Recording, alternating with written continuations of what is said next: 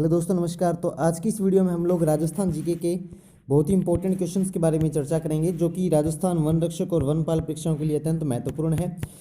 दोस्तों, आज की जो राजस्थान जीके की वीडियो है वो राजस्थान के राष्ट्रीय उद्यानों के बारे में है। अब आप अगर वन विभाग के अंदर अगर जॉब कर रहे हैं तो आपको राष्ट्रीय उद्यानों के बारे में अच्छे भली भांति आपको पता होना चाहिए।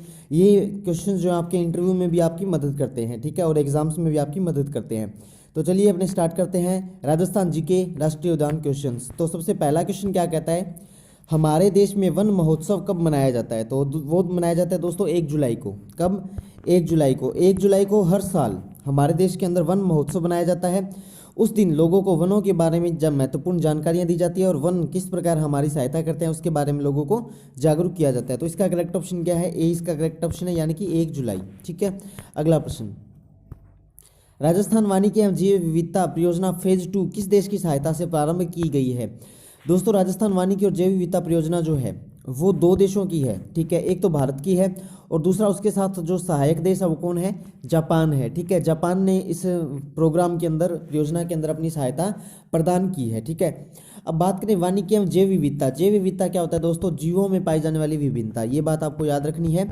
जो जीव होते हैं उनके अंदर जो विभिन्नता पाई जाती है, उनकी शारीरिक विभिन्नता, ठीक है, उनकी मानसिक विभिन्नता, उससे हम लोग क्या बोलते हैं? जैव विविधता बोलते हैं। तो इसका करेक्ट ऑप्शन है दोस्तों बी, यानी कि जापान। अगला प्रश्न, देश के 142 डेजर्ट ब्लॉक में से राजस्थान में कितने डेजर्ट ब्लॉक हैं? डेजर्ट ब्लॉक का मतलब क्या होता है दोस्तों? जो रेगिस्तान के अंदर ब्लॉक होते हैं वो। ठीक है, तो 142 डेजर्ट ब्लॉक के अंदर से कितने राजस्थान में डेजर्ट ब्लॉक है? तो वो है 85, यानी कि 85 डेजर्ट ब्लॉक ऐसे हैं जो राजस्थान के अंदर है। ठीक है, और पूरे देश में कितने हैं? 142 है। अगला प्रश्न, ताल छापर अभयारण्य चुरू किसके लिए प्रसिद्ध है? वह है, ताल छापर अभयारण्य जो है वो किसके लिए प्रसिद्ध है दोस्तों? वो प्रसिद्ध है आपका कृष्ण मृग के लिए। ठीक है, कृष्ण मृग एक हिरण की एक नस्ल होती है जिसे बोलते हैं कृष्ण मृग। कृष्ण का मतलब होता है काला, तो काला हिरण के लिए जो प्रसिद्ध है वो है ताल छापर अभयारण्य, जो कि चुरू जिले के अंदर है, राजस्थान के चुरू जिले के अंदर है। ठीक है, तो इसका करेक्ट ऑप्शन क्या है? सी इसका करेक्ट ऑप्शन हो जाएगा। अगला प्रश्न, मरुभूमि राष्ट्रीय उद्यान कहाँ स्थित है? तो मरुभूमि राष्ट्रीय उद्यान जो है वो दोस्तों वो जैसलमेर के अंदर स्थित है, राजस्थान के जैसलमेर जिले में। तो इसका करेक्ट ऑप्शन क्या है? डी इसका करेक्ट ऑप्शन है। अगला प्रश्न, जोगी महल राजस्थान के किस अभयारण्य में स्थित है? जोगी महल के बारे में पूछा दोस्तों, वो राजस्थान के किस अभयारण्य में स्थित है, ये यूं पूछ रहा है। तो जोगी महल जो स्थित है वो आपका है रणथंभौर के अंदर। ठीक है, राजस्थान के रणथंभौर जिले में जोगी महल जो है वो स्थित है, और रणथंभौर वो कहाँ है? अभयारण्य के अंदर है। ठीक है, अगला प्रश्न, माचिया सफारी पार्क किस जिले में है? ठीक है, तो माचिया सफारी जो पार्क है दोस्तों वो है आपके जोधपुर जिले के अंदर। कहाँ है? जोधपुर जिले के अंदर है। तो इसका करेक्ट ऑप्शन क्या है? ए इसका करेक्ट ऑप्शन हो जाएगा। अगला प्रश्न, हरे कबूतर राज्य की किस प्रजाति के लिए जाना जाता है? ठीक है, हरे कबूतर राज्य के, तो हरे कबूतर राज्य के प्रजाति के लिए ये पूछ रहा है कि मतलब कौन से राष्ट्रीय उद्यान को जाना जाता है? तो दोस्तों यहाँ पे 4 ऑप्शन दिए हुए हैं। इसका करेक्ट ऑप्शन क्या है? सरिस्का। ठीक है, सरिस्का जो है वो हरे कबूतर प्रजाति के लिए राज्य के अंदर जाना जाता है। वहाँ पे हरे कबूतर जो पाए जाते हैं, वहाँ पे हरे कबूतरों की दुर्लभ प्रजातियां देखने को मिलती है। तो इसका करेक्ट ऑप्शन क्या है? ए, यानी कि सरिस्का। अगला प्रश्न देखते हैं क्या कहता है, भारतीय वन्य जीव सुरक्षा अधिनियम कब लागू किया गया? ठीक है, तो भारतीय वन्य जीव सुरक्षा अधिनियम जो है दोस्तों वो लागू किया गया था 1972 के अंदर। 1972 के अंदर भारतीय सरकार ने फैसला लिया था कि भारत के जो वन्य जीव हैं उनकी सुरक्षा, उनका पालन पोषण और उनका दायित्व जो है वो सरकारी तौर तरीके से किया जाए। इसके लिए उन्होंने एक कानून लागू किया था जिसका नाम था भारतीय वन्य जीव सुरक्षा अधिनियम, जो कि सन 1972 के अंदर लागू किया गया। तो इसका करेक्ट ऑप्शन क्या है? बी इसका करेक्ट ऑप्शन है। अगला प्रश्न, फुलवारी की नाल अभयारण्य किस जिले में स्थित है? तो फुलवारी की नाल अभयारण्य जो है दोस्तों वो उदयपुर के अंदर है। कहाँ है? उदयपुर के अंदर है, राजस्थान के उदयपुर जिले के अंदर एक अभयारण्य है जिसका नाम है फुलवारी की नाल। अगला प्रश्न, दर्रा अभयारण्य कहाँ है? दर्रा अभयारण्य दोस्तों कोटा के अंदर है, राजस्थान के कोटा जिले में। ए इसका करेक्ट ऑप्शन है। अगला प्रश्न, राष्ट्रीय घड़ियाल अभयारण्य स्थित है, कहाँ स्थित है दोस्तों? तो वो है कोटा के अंदर। ठीक है, कोटा के अभी हमने एक क्वेश्चन भी किया था और कोटा के अंदर ये अभयारण्य भी स्थित है। यहाँ पे दोस्तों आपको घड़ियाल की अलग अलग प्रजातियाँ आपको देखने को मिल जाएगी। ठीक है, घड़ियाल जिसको काफ़ी लोग एक्वीटर भी बोलते हैं वो।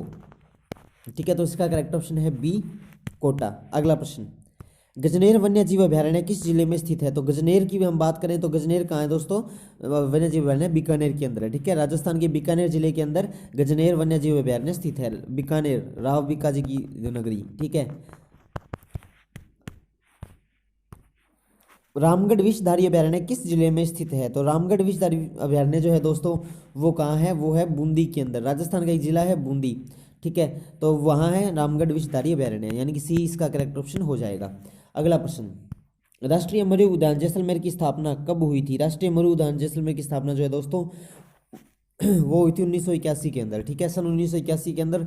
ये राष्ट्रीय लेवल पे इसलिए इसको राष्ट्रीय बोला जाता है। उद्यान यानी कि यहाँ पे अन्य वन्य जीवों को सुरक्षित रखा गया, और मरु का मतलब होता है मरुस्थल। ठीक है, मरुस्थल यानी कि राष्ट्रीय मरुस्थल उद्यान जो है वो 1981 में उसकी स्थापना हुई थी। कहाँ हुई थी दोस्तों? जैसलमेर के अंदर हुई थी। तो बी इसका करेक्ट ऑप्शन है। अगला प्रश्न, राजस्थान में कौन सी रुंडित सरिता कहलाती है? कौन सी नदी जो है वो रुंडित सरिता कहलाती है? तो वो कहलाती है आपकी बाणगंगा नदी। कौन सी नदी? बाणगंगा नदी। ठीक है, तो डी इसका करेक्ट ऑप्शन है। बाणगंगा नदी को दूसरे नाम से जाना जाता है रुंडित सरिता, जो कि राजस्थान का काफी प्रचलित नाम है उस नदी के लिए। ठीक है, रुंडित सरिता। अगला प्रश्न, राजस्थान का कौन सा सैंधव स्थल घग्गर नदी के किनारे स्थित है?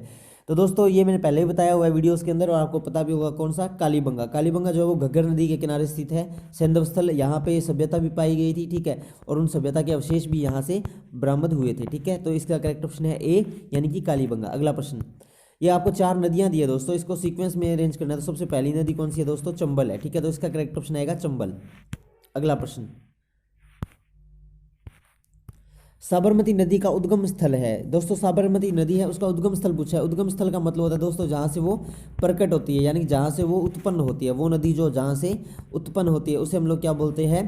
उद्गम स्थल बोलते हैं। तो साबरमती नदी जो कहाँ से उत्पन्न होती है, उद्गम कहाँ से होता है उसका? उदयपुर से होता है। ठीक है, तो याद रखिएगा राजस्थान के उदयपुर जिले से वो क्या है?